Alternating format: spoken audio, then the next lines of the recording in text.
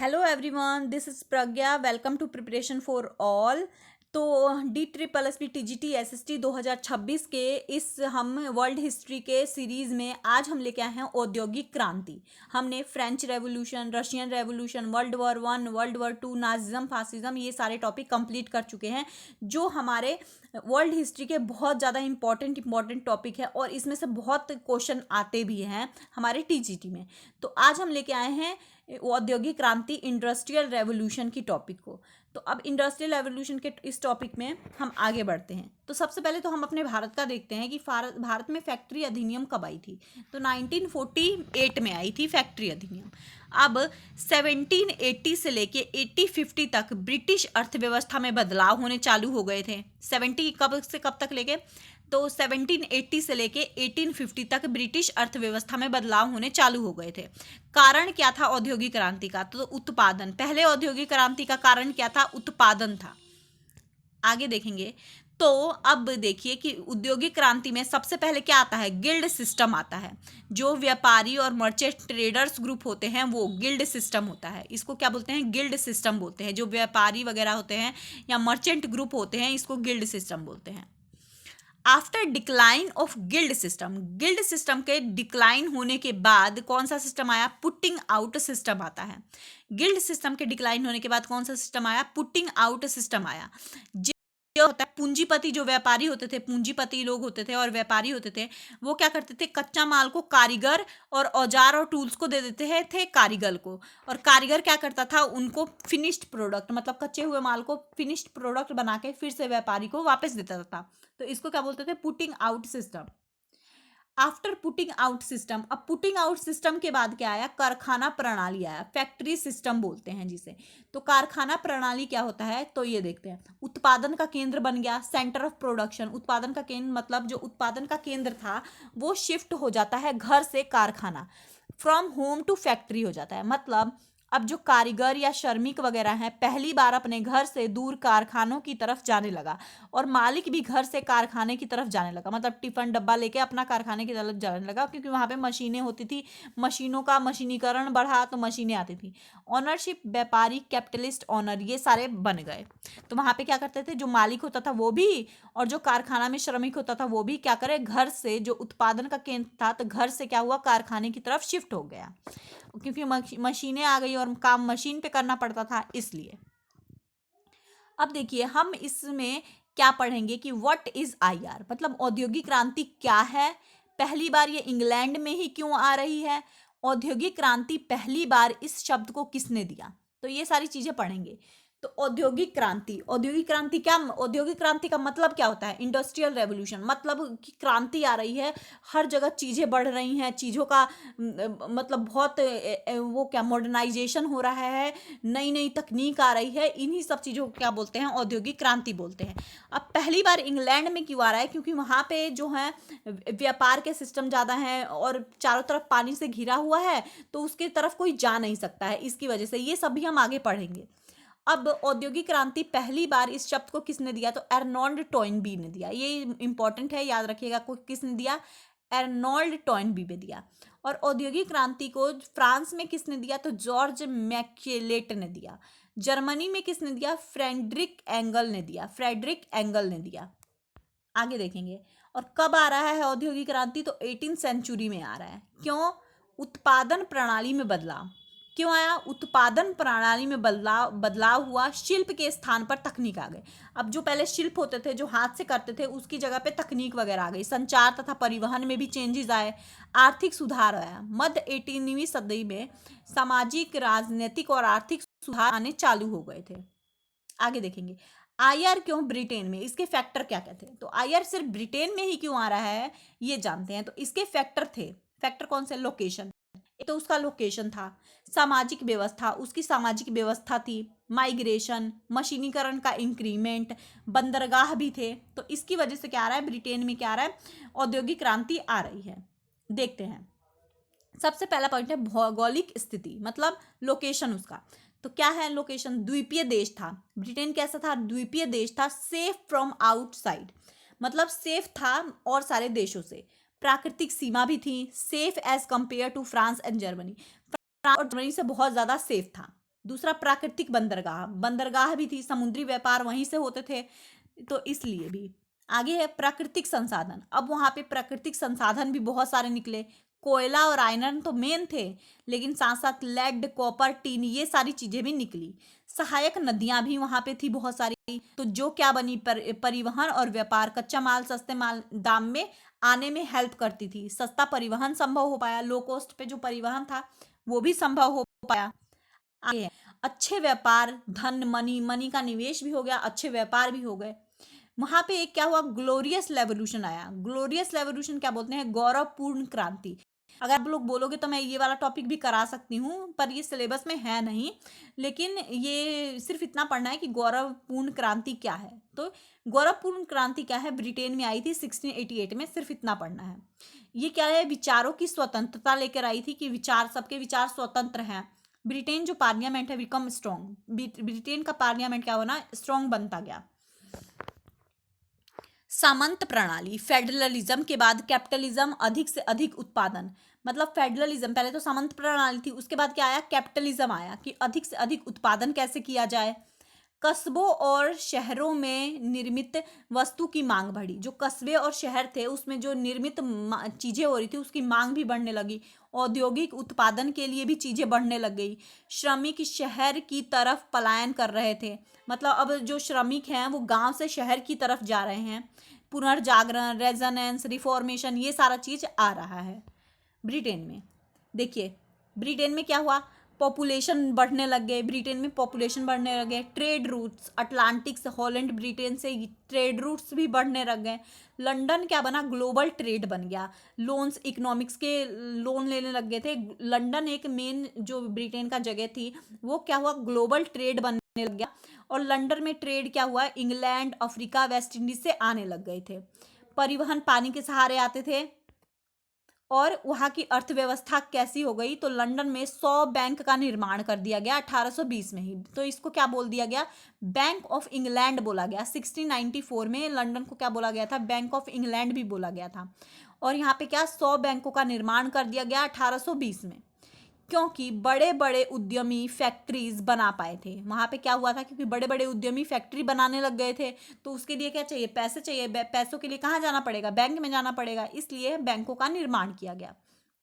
अब इस पूरे का निष्कर्ष क्या निकलता है, तो देखिए गांव से लोग शहर में जाने लग गए, तो इसलिए औद्योगिकरण आ रहा है। बैंक कर्जा दे रही है, प्रौद्योगिकी बढ़ रही है। रेलवे प्लस नदी का परिवहन इंक्रीज हो रहा है, रेलवे भी बनी और नदी का परिवहन भी इंक्रीज हुआ। तो ये सारी थी, निष्कर्ष निकल के ये आया। आगे देखते हैं। अब देखिए 1750 से लेके 1800 तक 19 यूरोपियन शहरों की जनसंख्या डबल हो गई। 1750 से लेके 1800 तक 19 यूरोपियन शहरों की जनसंख्या डबल हो गई, बढ़ गई। 11 शहर जिसमें क्या थे, ब्रिटेन के ही थे। इनमें से व्यापार में लंदन से में सबसे ज़्यादा हुआ। अब इटली और फ्रांस की तरफ, मेडिटेरियन, हॉलैंड और ब्रिटेन जाने लग गए। इटली और फ्रांस की तरफ से जाने लग गए लोग। सबसे ज़्यादा कहाँ हुआ, लंदन में हुआ। आगे बढ़ेंगे। रिसोर्स की भी इंक्रीमेंट हुई। कोल, आयरन, लेड, कॉपर, टिन, ये सारे भी बढ़े। अब देखेंगे औद्योगिक क्रांति के घटक। औद्योगिक क्रांति के घटक क्या थे, तो पहला घटक क्या था, वस्त्र क्षेत्र में क्रांति। वस्त्र क्षेत्र में क्रांति आई। औद्योगिक क्रांति की शुरुआत कपड़ों के उद्योग से हुई, क्योंकि कपड़ों का उद्योग इंक्रीज होने लग गया। अब देखिए क्यों, 17वीं सेंचुरी में EIC कंपनी है, सूती कपड़े निर्यात करती थी इंडिया से। इसने क्या हुआ, प्रॉफिट कमाया, तो ब्रिटेन इंडस्ट्री इससे ईर्ष्या करने लग गई। तो अब इन्होंने क्या किया, अंग्रेजी व्यापार, जो ब्रिटिश ट्रेडर थे, कच्चा माल लाने लग गए। कपास आयात भारत से लाने लगे, रॉ कॉटन से लाने लगे, और ये डिमांड में था। इनोवेशन बढ़ा इसका, कच्चा माल लाके यहाँ पे बनाते थे, तो ये सस्ते में ही हो जाता था इनका सब। और चारकोल कोक अब्राहम डेबरी ने ये बनाया था 1709 में। सेकंड डेबरी पिग आयरन 1711 में रॉट आयरन बनाया। फिर थर्ड डेबरी आयरन ब्रिज बनाया 1779 में। ये इंपॉर्टेंट है, याद रखिएगा सन। आगे बढ़ते हैं। Flying shuttle loom. अब देखिए जो कैसे कैसे ये चीजें बनी वो देखते हैं। फ्लाइंग शटल लूम कब बनी, जॉन के ने बनाया था फ्लाइंग शटल लूम 1733 में। जेन हारग्रीव क्या लेके आते हैं, स्पिनिंग जेनी लेके आते हैं 1765 में।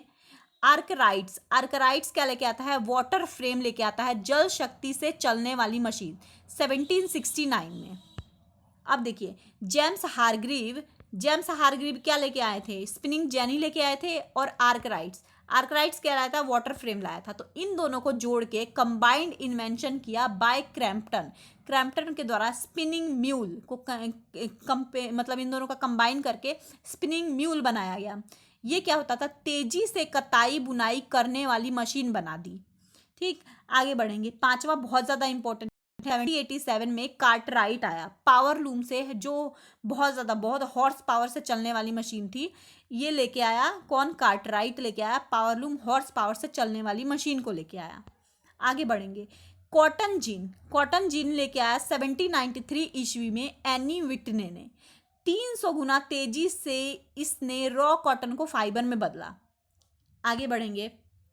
दूसरा, स्टीम वाष्प लेके आया स्टीम पावर 1769 में। स्टीम इंजन कोयला डिमांड में था तो ये स्टीम इंजन आया। अब देखिए जैसे फिजिक्स में यूनिट ऑफ पावर क्या होता है, तो यहाँ पे क्या है, स्टीम पावर, तो यूनिट ऑफ वाट, तो कौन लेके आया, जेम्स वॉट लेके आया। तो भाप या स्टीम का प्रयोग किसने किया, इंजन में किया गया। कच्चा माल जो रॉ मटेरियल है, डिमांड बढ़ने लग गई, मैसिव प्रोडक्शन, बहुत बड़े स्केल पे उत्पादन होने लग गया। श्रम पर निर्भर होने पर चलने के लिए स्टीम इंजन का यूज होने लगा। ये सारी चीजें होने लग गई। अब क्या हुआ, 1840 तक ब्रिटेन में 5 गुना ज्यादा रॉ कॉटन आयात किया गया। मतलब 1840 तक क्या हुआ, ब्रिटेन में 5 गुना ज्यादा रॉ कॉटन आयात कर दिया गया। हाइड्रोलिक पावर रिप्लेस्ड कर दिया गया भाप की शक्ति से, हाइड्रोलिक पावर को रिप्लेस कर दिया गया, हटा दिया गया भाप की शक्ति से। आगे बढ़ते हैं। तीसरा पॉइंट है, लोहे के उत्पादन में वृद्धि कर दी गई। लोहे के उत्पादन में वृद्धि हुई, इंडस्ट्रियलाइजेशन बढ़ा, मशीनीकरण हुआ, चीप मैकेनाइजेशन हुआ।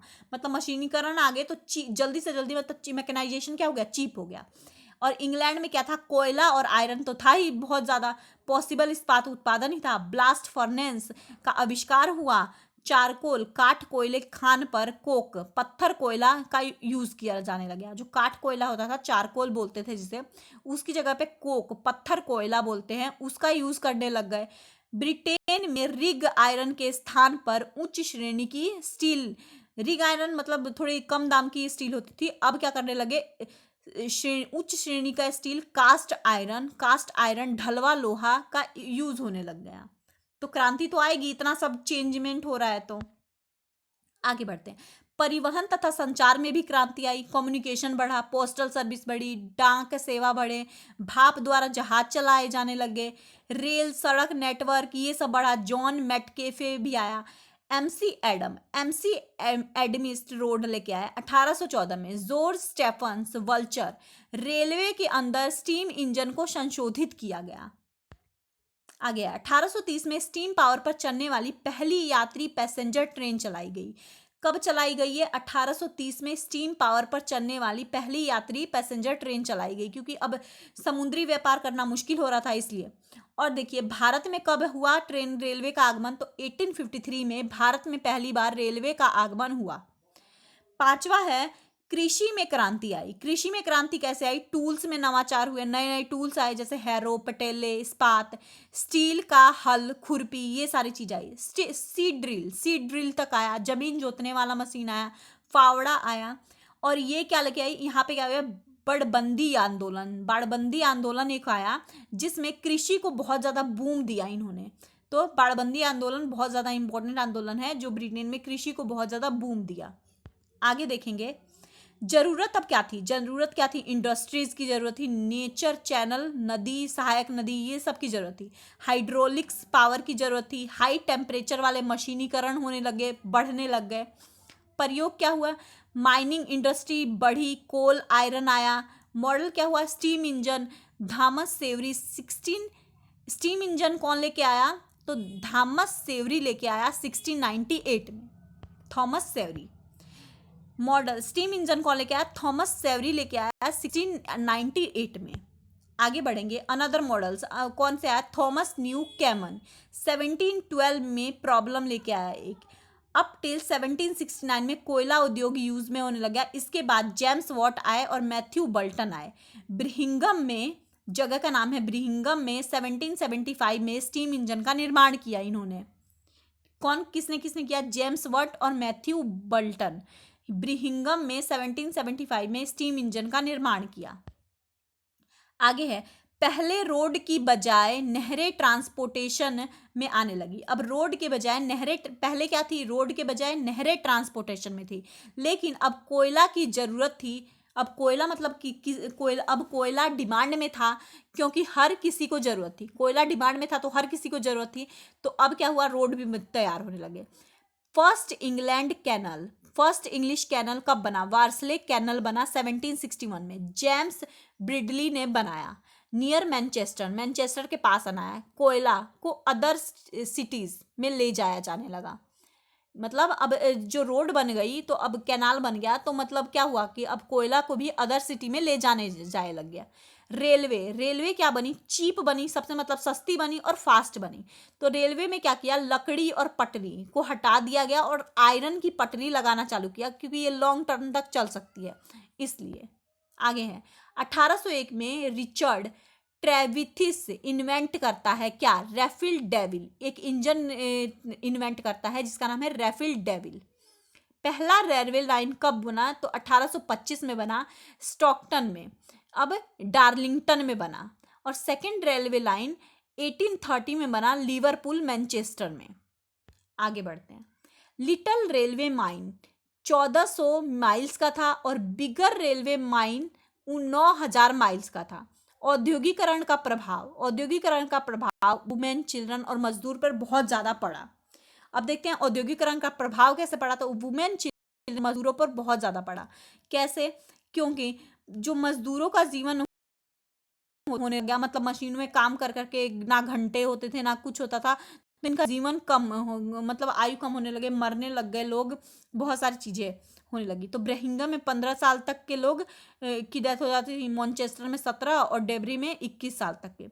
1832 में कॉलरा से 31,000 लोग मरे थे। और वुमेन और चिल्ड्रंस प्रोटेस्ट एंड डिबेट करने लग गए कि चिल्ड्रंस को, बच्चों को क्यों भेज रहे हो काम करने के लिए, क्योंकि औद्योगिकरण आ रहा है, तो इससे ये सारे प्रभाव रहे कि अब सबको काम पे लगाया जाए, तो जितना ज़्यादा काम पे लगेंगे उतना ज़्यादा मुनाफा होगा। तो ये सारा फ्रेंच रेवोल्यूशन में लिबर्टी, इक्वलिटी और फर्टिनिटी, एकता में ही बल की नीति अपनाई थी। तो ये एक पॉइंट हो सकता है। फ्रेंच पार्लियामेंट एसोसिएशन हुआ था। इंग्लैंड वर्सेस फ्रांस हुआ 1792 और 1815 में वॉर हो गया था। अब है, व्यापार में डिस्ट्रीब्यूशन हुए, फैक्ट्री शटडाउन होने लग गए, अनएम्प्लॉयमेंट बढ़ने लग गया, प्राइस वेजेस डिमांड, प्राइस और वेजेस का डिमांड बढ़ने लग गया था। तो 1795 में टू कॉम्बिनेशन एक्ट आया, old corruption, privileged monarchy. MPs, manufacture landmark, against right to vote, मजदूरों के वोट के अगेंस्ट लेके आया। कॉर्न लॉ लेके आया, supported. Import of cheaper good is prevented, मतलब चीपर गुड्स को इंपोर्ट करने लग गए, ब्रिटेन में डिमांड बढ़ने लग गई इस चीज की। तो अब देखिए प्रॉब्लम क्या क्या आई। अब इंडस्ट्रियल रेवोल्यूशन तो आ रहा है, उसके साथ साथ प्रॉब्लम्स भी बहुत सारी आ रही है। तो 1790 ऑनवर्ड्स, 1790 ऑनवर्ड मजदूर क्या करने लगे? प्रोटेस्ट करने लगे रोटी राइट्स के लिए, ब्रेड फूड राइट्स के लिए प्रोटेस्ट करने लग जाते हैं। दूसरी प्रॉब्लम क्या आती है? एनक्लोजर मूवमेंट होता है कि छोटे छोटे खेतों को मिलाकर एक बड़ा खेत बनाया गया और मशीनीकरण का युग आ गया, हस्तशिल्प अनएम्प्लॉयड हो गए। मतलब जो हाथ से जो करते थे काम वो अनएम्प्लॉयड हो गए और मशीनों से काम होने लग गया, तो मजदूर तो प्रोटेस्ट करेंगे ही। और जो छोटे छोटे खेत थे उनको मिला दिया गया और बड़ा खेत बनाया गया और उस पर बहुत सारा मतलब मशीन से चीज़ें बोने और जोतने लग गए। आगे देखते हैं। 1790 में बुनकर डिमांड में थे, मिनिमम वेजेस आती थी इनकी। संसद ने रिजेक्ट कर दिया। बुनकरों के क्या संसद ने रिजेक्ट कर दिया, मजदूर अब हड़ताल पे थे। संसद ने ये चीज़ रिजेक्ट कर दी गई मजदूरों की कि बुनकर डिमांड में है तो इसका करो, तो मजदूर हड़ताल कर देते हैं। कहाँ पे? लंका शहर में। संसद ने रिजेक्ट कर दिया, मजदूर अब हड़ताल पे हैं। कहाँ पे हड़ताल पे है? लंका शहर में। कॉटन वर्कर्स ने पावर लूम की मशीन को तोड़ने लगे। कॉटन वर्कर्स थे वो पावर लूम की मशीन को तोड़ने लग जाते हैं। वुलन नाइटनिंग इंडस्ट्री जो थी नॉटिंगम में, लेस्ट्री लंकाशहर में और डर्बी शायर में। तो यहाँ पे जो इंडस्ट्री थी इनको भी तोड़फोड़ करने लग गए।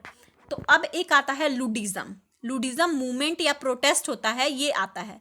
तो लुडिज्म क्या होता है ये देखते हैं। लुडिज्म 1811 से लेकर 1817 तक आया। लीडर कौन था इसका? तो जनरल नेग्ड लूड था। यह केवल मशीनीकरण के युग के खिलाफ नहीं था, ये मशीनीकरण के युग के खिलाफ नहीं था बल्कि और सारी चीज़ों के भी खिलाफ था। रेदर डिमांड्स, जो डिमांड होती थी, मिनिमम वेजेस होते थे, उसके खिलाफ भी था। पहला मतलब डिमांड, कौन कौन से डिमांड थे इसके? Minimum wages, work for those who had lost their job, नौकरी के अवसर प्रदान किए जाएं। मतलब जिसने जिसने अपनी जॉब को खो दिया है उसके लिए नौकरी के अवसर प्रदान किए जाएं। इसके साथ था control over the labour of women and children, मतलब जो लेबर हैं वुमेन और चिल्ड्रन पे कंट्रोल किया जाए। ट्रेड यूनियन का संगठन बनाया जाए।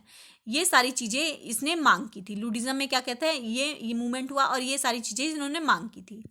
आगे अब है पीटरलू। पीटरलू की घटना हुई थी। पीटरलू की घटना क्या है ये देखते हैं। तो अगस्त 1819 में 80,000 मजदूर आते हैं। कहाँ पे आते हैं? सेंट पीटर्स में, मैनचेस्टर में। Field gather to gain democratic rights, democratic rights, लोकतांत्रिक राइट्स के लिए आते हैं। इन्होंने क्या क्या मांग की? Political organisation, freedom of press, public meetings. सरकार ने इसको दबा दिया। सरकार ने क्या किया? दबा दिया। ये घटना ये थी। आगे क्या होता है? तो अब कानून का रास्ता। अब इन्होंने क्या निकाला? कानून का रास्ता निकाला। रिफॉर्म प्रैक्टिस करी थ्रू बस के थ्रू गए 1819 में। Prohibition of employment of children less than 9 year. अब क्या करी? रोक लगा दी गई कि 9 साल से बच्चों को हम काम पे नहीं रख सकते हैं। वर्किंग एज को 9 साल से ऊपर ही, 9 से 16 के बच्चे काम कर सकते हैं। 9 से नीचे वाले बच्चे काम नहीं कर रहे हैं। और फिक्स्ड वर्किंग टाइम कर दिया गया, 12 घंटे होएगा। इसका पालन नहीं किया गया। ये सब बोल तो दिया गया, कानून ने तो बोल दिया कि ये सब होगा, कि 9 साल से ऊपर के ही बच्चे काम करेंगे, नीचे के बच्चे काम नहीं करेंगे, और फिक्स्ड वर्किंग आवर होगा, इससे ज़्यादा वर्किंग आवर्स भी नहीं होगा। लेकिन इसको फॉलो नहीं किया गया, इसका पालन नहीं हुआ। आगे देखिए क्या होता है। 1833 में एक एक्ट आया। 1833 में एक एक्ट आया जिसमें बोला गया कि सिर्फ 9 साल के ऊपर बच्चे सिल्क इंडस्ट्री में काम नहीं करेंगे। सिर्फ सिल्क में, मतलब जो 9 साल के ऊपर के बच्चे हैं वो सिर्फ सिल्क इंडस्ट्री में ही काम करेंगे और कहीं भी काम नहीं करेंगे। यह समय सीमा फिक्स कर दी गई। सब सुपरविजर, मतलब सुपरवाइजर, एक सुपरवाइजर रहेगा उनके साथ, उन्हीं के इर्द गिर्द काम होगा। ये एक्ट में ये कहा गया। अगला क्या होता है? 1847 में 10 हाउस बिल आया, उसको पास किया गया था, 10 हाउस बिल। अब यहाँ पे क्या किया गया? मैन वर्कर्स, जो मैन वर्कर्स थे उसके टाइम को 10 घंटे कर दिए गए। और आंकलन क्या निकला? यह अधिनियम केवल टेक्सटाइल इंडस्ट्री में लागू हुए और खनन उद्योगों में नहीं। इसमें क्या हुआ कि आदमियों के काम को तो 10 घंटे कर दिया गया, लेकिन ये अधिनियम कहाँ लागू हुआ? सिर्फ टेक्सटाइल इंडस्ट्री में ही लागू हुआ, खनन इंडस्ट्री में लागू नहीं हुआ। इसलिए 1842 में क्या होता है? खान और कोयला खान अधिनियम लेके आया, जिसमें क्या बोला गया? महिला प्लस 10 से ऊपर के बच्चे अंडरग्राउंड काम नहीं करेंगे। इसमें ये बोला गया। अब देखिए फिर क्या होता है। 1847 में फील्डर्स फैक्ट्री एक्ट आया, जिसमें बोला गया कि 18 से ऊपर के बच्चे और फीमेल्स 10 घंटे से ज़्यादा काम नहीं करेंगी। ये एक्ट आया। आगे बढ़ते हैं। अब इस पे डिबेट्स होते हैं। ये सारी जो एक्ट आए हैं इस पे डिबेट्स होते हैं। तो इतिहास लेखन, जो इतिहासकार हैं वो डिबेट करते हैं। 1970 में औद्योगिकरण में बदलाव आता है। ब्रिटेन में आए 1780 से लेके 1820 तक आया। इस विचारधारा को चैलेंज करते हैं ये इतिहासकार। आईआर शुरू में धीमी गति थी इसकी, पर जो फैक्ट्री में मजदूर थे, इकोनॉमिकल कैश फ्लो हो गया, मतलब बढ़ गए। जो मजदूर काम करते थे उसका इकोनॉमिकल कैश फ्लो हो गया। तो ये चीज़ें थी। अदर व्यूज क्या आते हैं? मैनी पार्ट्स ऑफ इंग्लैंड, मतलब बहुत सारे parts did not witness IR, मतलब बहुत सारे देश में इंडस्ट्रियल रेवोल्यूशन नहीं आ रहा है। हर हिस्से में आईआर नहीं आ रहा है इंग्लैंड में।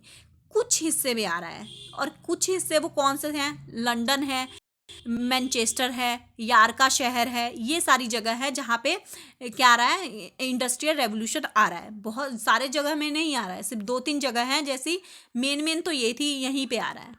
आगे बढ़ते हैं। अब आईआर का युग, इंडस्ट्रियल रेवोल्यूशन का युग क्या लेके आता है? तो ओरिएंट, एशिया की तरफ रहने वाले लोगों को मेडिटेरियन ईस्ट की तरफ भेजने लगते हैं। एडवर्ड सेड, एडवर्ड ने कहा, ओरिएंटलिज्म अध्ययन किया, धर्म, विचार और मॉडर्न पे, अंधविश्वासों पे विश्वास किया। ऑक्सीडेंटल, पश्चिमी की तरफ गए। आईआर से पहले, अब औद्योगिक क्रांति से पहले क्या था? औद्योगिकरण था। औद्योगिक क्रांति से पहले क्या आया? औद्योगिकरण, फैक्ट्री तो थी पहले। औद्योगिकरण के बाद आया औद्योगिकरण, जिसमें फैक्ट्री, मजदूर, मालिक, ये सब होने लगे। लेकिन पहले क्या था? प्रोटो इंडस्ट्रियलाइजेशन था। स्टोर हाउसेज होते थे 17-18 शताब्दी तक। व्यापारी होते थे, और व्यापारी क्या करते थे कि ट्रैवल फॉर वर्क, काम के लिए ट्रैवल करते थे, मनी सप्लाई करते थे, किसान क्राफ्टमैन बढ़ता था, डिमांड हुआ, गुड्स परचेज होने लग गए, तो ये ऐसे चेंज चलता रहा। लेकिन बाद में क्या आया? औद्योगिकरण में फैक्ट्री और मजदूर मालिक सब आ गए। आगे देखते हैं, ब्रिटेन की केस स्टडी देखते हैं। तो ब्रिटेन में क्या क्या चीज़ें मतलब बूम पे रही, जिसकी वजह से क्या हुआ? इंडस्ट्रियल रेवोल्यूशन आया। तो कोयला और लोहा बहुत ज़्यादा मिलने लग गए थे, औपनिवेशिक साम्राज्य बनने लग गया था, मांग के अनुरूप उत्पादन होने लग गए थे, व्यक्तिगत स्वतंत्रता प्लस मुक्त व्यापार होने लग गया था, अर्धकुशल कारीगरों में व्यापार होने लग गए थे, और फंडामेंटल राइट्स प्लस नेपोलियन जो आया, इसकी वजह से भी इंडस्ट्रियल रेवोल्यूशन में बूम आया था, है ना। इंडस्ट्रियल रेवोल्यूशन इंक्रीज होने लगी थी, शांति व्यवस्था में बढ़ोतरी हुई, कैपिटलिज्म, मनी सप्लाई होने लग गए, बैंकिंग व्यवस्था बढ़ने लग गई, भौगोलिक स्थिति की भी बढ़ोतरी हुई। आगे बढ़ेंगे, इन्वेंशन। अब इन्वेंशन एक बार देख लेते हैं लाइन से कि कौन कौन से इन्वेंशन हुए थे। तो जेट्रल हुआ था, ड्रिल मशीन होता है एक तरह का। बिहटने था, अनाज को भूसे से अलग करने वाली मशीन होती थी, जो 1793 में थी। 1738 में जॉन के आया फ्लाइंग शटल। 1769 में रिचर्ड आर्कराइट्स लेके आया वाटर फ्रेम लेके। 1779 में सैम्यूल क्रैम्पटन लेके आया म्यूल लेके आया। मार्कडम रोड बनाया मार्कडम ने। 1787 में पावर लून लेके आया एडम कार्टराइट। जॉन मेटकाल्फ लेके आया सड़क निर्माण के तरीके लेके आया। आगे देखेंगे, व्रेस्ले केनाल जेम्स ब्रांडली ने रखा। रिचर्ड फ्रेवथिक पफिंग डेविल लेके आया। 1698 में steam engine prototype Thomas Savery लेके आया। स्टीम इंजन जेम्स वॉट लेके आता है। 1735 में जेम्स स्पिनिंग हारग्रीव्स व्हील लेके आता है। हेनरी बेसमर इस्पात निर्माण स्टील लेके आता है। 1825 स्टॉकलॉन डार्लिंगटन लेके आता है। तो ये इतना मतलब ये इन्वेंशन थे, और ये सब इन्वेंशन हुए थे औद्योगिक क्रांति के दौरान। तो ये पूरा हमारा इंडस्ट्रियल रेवोल्यूशन कंप्लीट होता है, और मैंने बहुत अच्छे से समझाया है। बहुत मतलब बहुत इम्पोर्टेंट पॉइंट को मैंने छांट के निकाल के, और इसको बहुत अच्छे से किया है कि आपको मतलब कहीं से भी कुछ भी दिक्कत ना होए। तो आई होप ये वीडियो आपको समझ में आई हो और इन्फॉर्मेटिव लगी हो। तो आज के लिए इतना ही। Thank you so much.